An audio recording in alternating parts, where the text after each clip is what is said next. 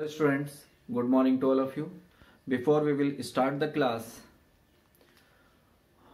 I want to give you some advice about COVID-19 appropriate behavior. जैसा कि हम सभी को पता है कि COVID-19 अभी ख़त्म नहीं हुआ है, तो स्टूडेंट्स हमें 3 रूल फॉलो करने हैं जो कि इसके बचाव के लिए बहुत ज़रूरी है. First is wear mask properly. Second, maintain physical distancing. And third, to maintain hand hygiene. ठीक है, जब आप किसी क्राउडेड प्लेस पे जा रहे हैं तो कोशिश करिए कि आप मिनिमम 6 फीट डिस्टेंस को मेंटेन करें वहाँ पे. ठीक है, और हैंड हाइजीन को बनाए रखना बहुत ज़रूरी है, बिकॉज हाथ हमारे जो होते हैं वो डिफरेंट प्लेसेस पे जाते हैं और पता नहीं उस प्लेस पे पहले कौन गया होगा, तो हमें अपना हैंड को सैनिटाइज करते रहना है. तो 3 रूल अगर आप फॉलो करेंगे तो आप 99% अपने आप को सिक्योर कर सकते हैं, प्रिवेंट कर सकते हैं by this COVID virus. wear mask properly, follow physical distancing, and third is maintain hand hygiene. Okay student, now we will start today's class. Students, हमने लास्ट क्लास में किया था introduction about work and types of work. अब हम देखेंगे कि work actually किस तरह से करा जाता है. तो हमारे पास वर्क को करने के 2 मेथड हैं. फर्स्ट इज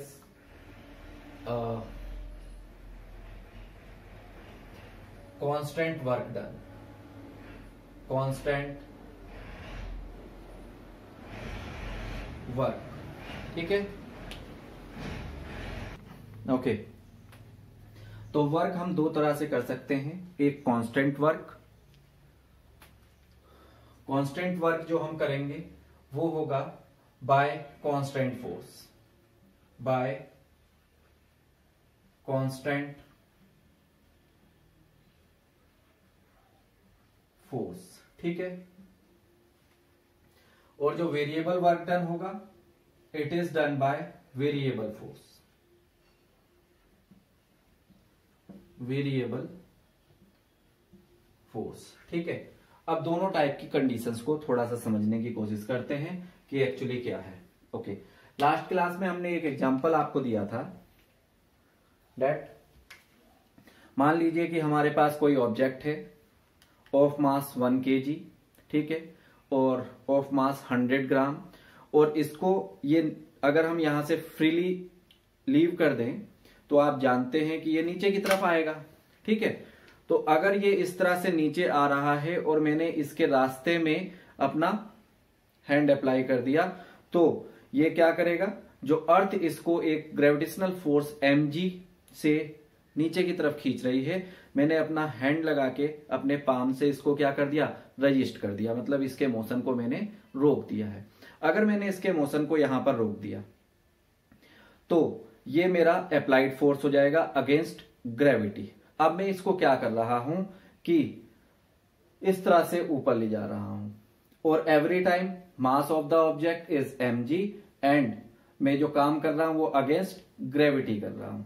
ठीक है, तो इस तरह से जो मैं वर्क करूंगा वो क्या होगा, एक कांस्टेंट फोर्स के अगेंस्ट वर्क हो रहा है. और फोर्स कांस्टेंट क्या है, force applied by my hand, और force muscular force applied by my hand on this duster is at every instant is constant which is equal to weight of this duster. ठीक है, इस duster के wait के बराबर में एक constant force apply कर रहा हूं और ऑब्जेक्ट को इस तरह से ऊपर की तरफ ले जा रहा हूं. तो इस कंडीशन में देखिए होगा क्या, मान लीजिए कि इनिशियली ये डस्टर इस ग्राउंड पर था.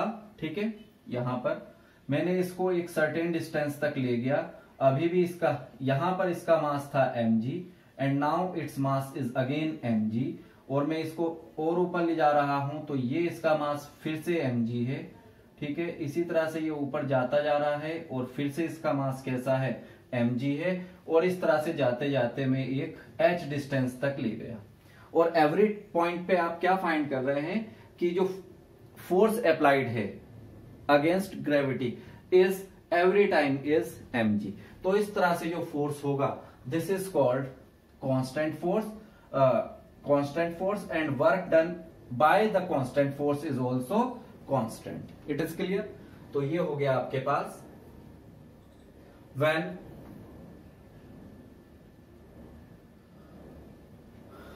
वैल्यू ऑफ applied force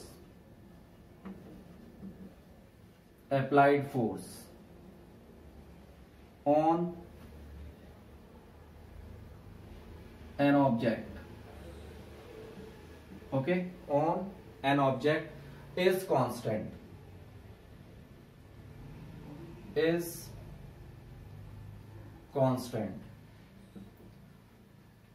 ठीक है, to complete displacement in displacement from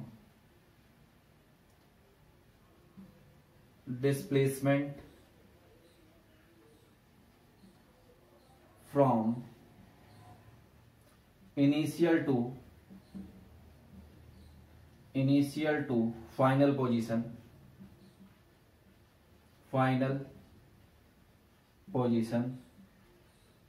then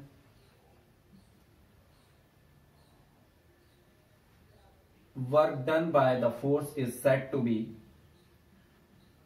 work done by constant force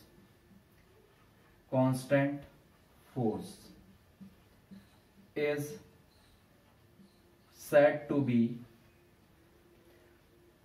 constant work or uniform work,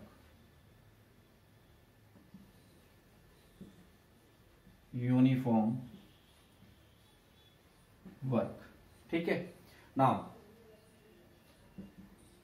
work done by a constant force is equal to force into displacement in direction of force, in direction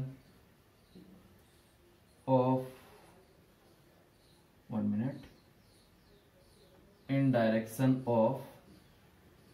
force, ठीक है, which is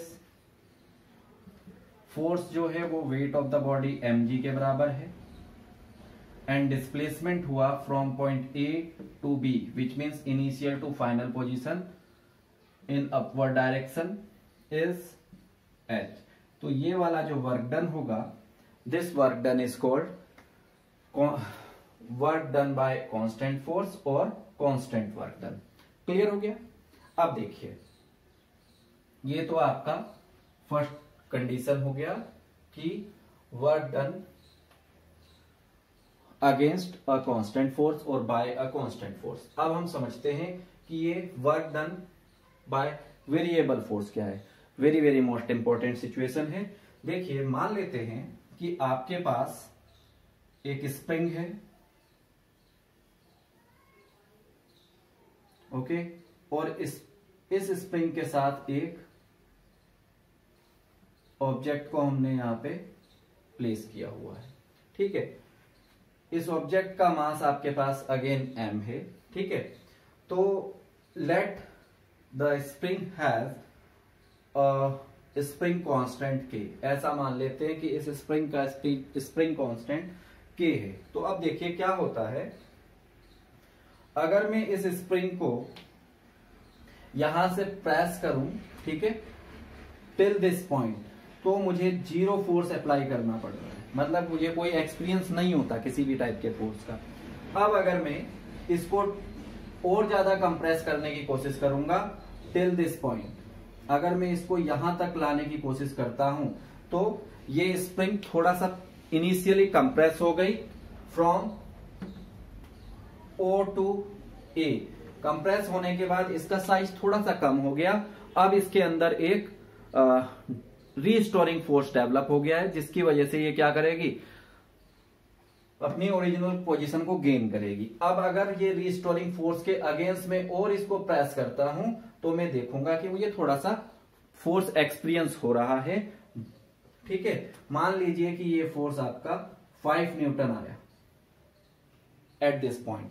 अब जैसे ही मैं इसको और ज्यादा compress करूंगा, ठीक है, टिल पॉइंट सी, जैसे ही मैं इसको सी तक लाने की कोशिश करूंगा तो मैं ऑब्जर्व करता हूं कि मुझे और ज्यादा फोर्स की जरूरत है। मान लेते हैं कि अब मुझे 7 न्यूटन फोर्स का रिक्वायरमेंट हुआ, ठीक है, और अब मैं इसको और ज्यादा कंप्रेस करने की कोशिश करता हूं और इसको कंप्रेस करके मैं यहां तक ले आया तो मुझे कितना 15 न्यूटन फोर्स का रिक्वायरमेंट हुआ to compress the spring till this point D.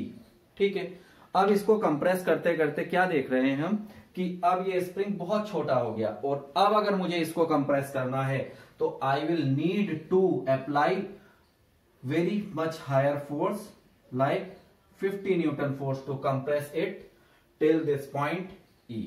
ठीक है, तो इस तरह से जो हम काम करेंगे तो एक्चुअली हुआ क्या कि हमने बॉडी को पॉइंट ओ से पॉइंट ई तक कंप्रेस किया, मतलब इसमें एक डिस्प्लेसमेंट एस डेवलप किया।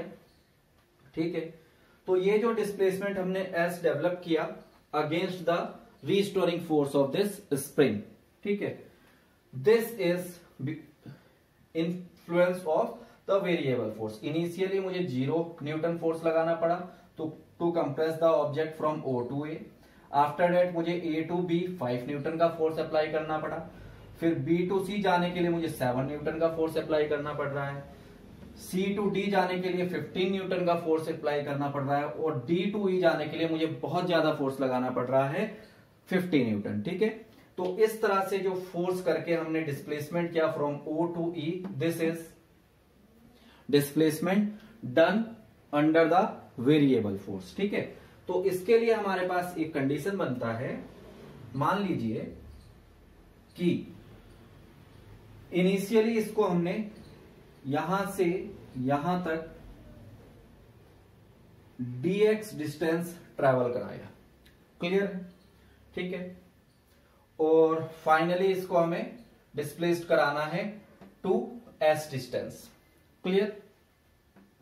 तो इसके लिए जो हमें वर्क डन इनिशियली करना पड़ेगा, that small work done to displacing the object is f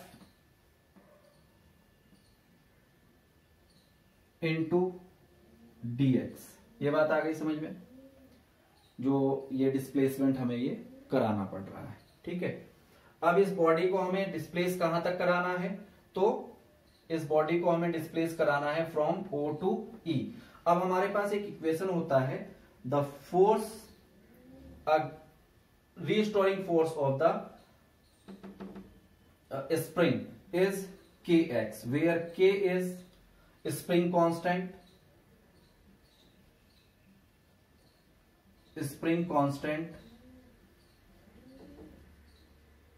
and known as Boltzmann constant, and x is displacement done by the force। ठीक है, तो हमारे पास जो फोर्स यहां पे dw हो जाएगा, it is kx dx।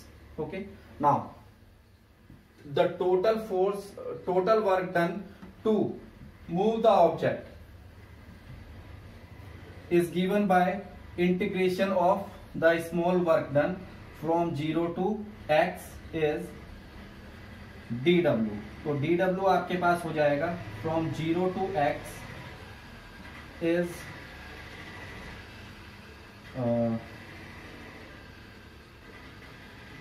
kx dx। अब k क्या है, गिवन स्प्रिंग का स्प्रिंग कांस्टेंट है विच इज अ कांस्टेंट, तो आपके पास ये रिजल्ट आ जाएगा k integration 0 to x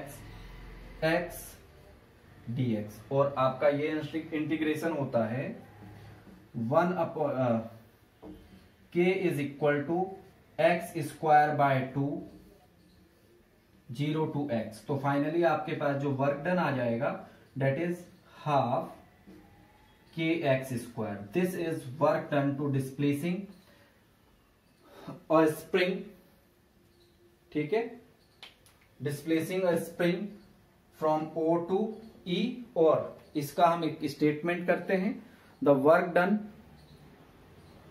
to compressing और एक्सपेंडिंग अ स्प्रिंग, ठीक है, is equal to W is equal to half k x square, ठीक है। अब इसी को जो वेरिएबल फोर्स का आपका कंडीशन होता है, इसको हम ग्राफ में डिफाइन कर सकते हैं। मान लीजिए कि ये आपके पास डिस्प्लेसमेंट एक्सिस हो गया, एक्स एक्सिस को डिस्प्लेसमेंट एक्सिस कर दिया हमने, क्लियर, ये डिस्प्लेसमेंट है, and y axis define the force applied on the object. मान लेते हैं कि किसी इंस्टेंट पे जो फोर्स है ये यहां से स्टार्ट किया और इस तरह से हमारा ये फोर्स वर्क कर रहा है, ठीक है। नाउ किसी एक इंस्टेंट पे हम ऐसा देखते हैं कि इसमें एक डिस्प्लेसमेंट आया from point A to B, और इस समय पे जो आपका डिस्प्लेसमेंट पे जो फोर्स है ये F1 फोर्स है, and at this point this force is F2।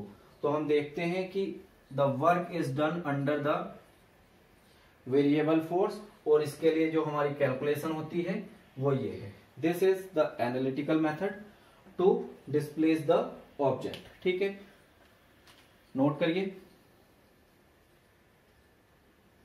And the total work done under the graph is C to point D.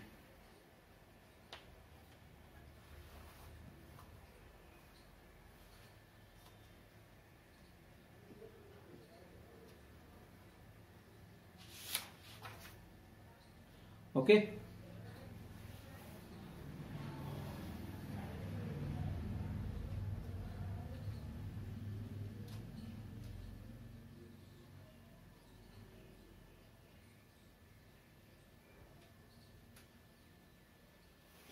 Okay, this is the work done under the variable force, ठीक है।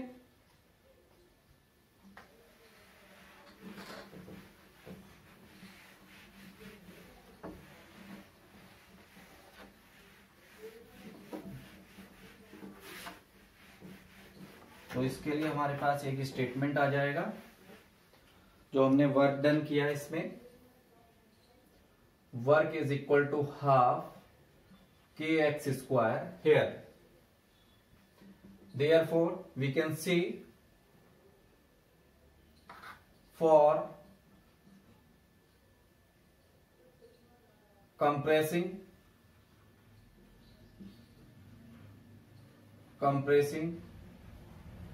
or expanding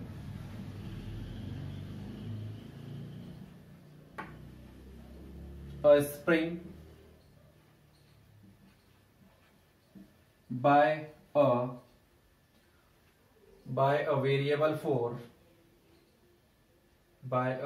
variable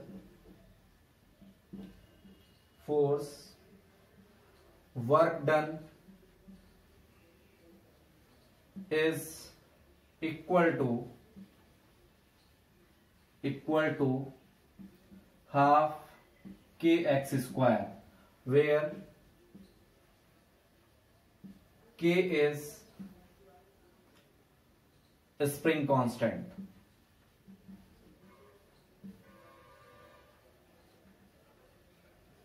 Okay, note down this. ठीक है, अब यहां पे हम कुछ चीजों को देखते हैं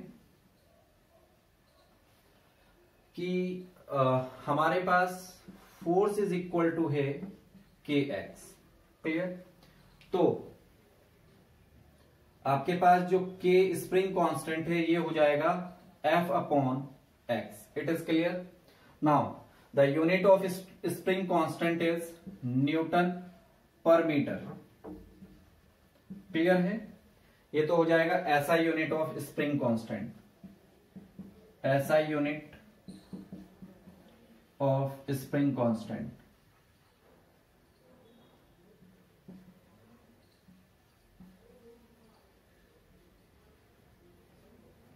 okay, second, dimension of spring constant, dimension of के, डायमेंशन ऑफ के देखिए आपके पास F का डायमेंशन होता है F अपॉन एक्स, F का डायमेंशन है आपके पास ML T minus 2 and denominator में आपके पास है L, तो ये कैंसिल हो जाएगा, तो आपके पास डायमेंशन ऑफ स्प्रिंग कांस्टेंट आ जाएगी MT minus 2। It is a very very most important dimension, ठीक है, which gives the force applied per unit length, ठीक है। एक नई क्वांटिटी आपने 9th क्लास में भी थोड़े से फॉर्म में पढ़ी है, the force applied bye per unit length is surface tension. तो ये डायमेंशन सरफेस टेंशन का भी होता है and same dimension is for the spring constant. Note down this, okay.